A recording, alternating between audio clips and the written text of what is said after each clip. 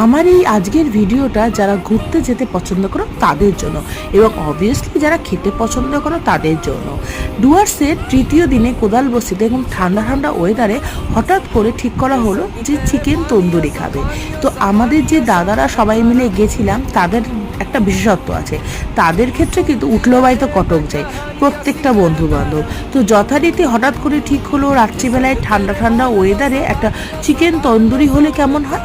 তো সবাই মিলে চলে গেল চিকেন আনতে, যেহেতু ডুয়ার্সের যে কোদালবস্তিতে আমরা যেখানে ছিলাম তার থেকে সবগুলো একটু দূরে ছিল। তো সবাই মিলে চলে গেলো চিকেন টিকেন এনে সেটাকে সুন্দর করে যে হোটেলের যারা রয়েছে স্টাফরা তারা ম্যারিনেট করে বসিয়ে দিল বারবিকিউ, এবং অসাধারণ লাগছিল এটার মধ্যে বাটার সহযোগে খেতে।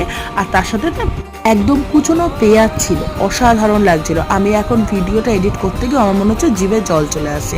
তোমার এই ভিডিওটা দেখে কেমন লাগলো আমাকে জানিও।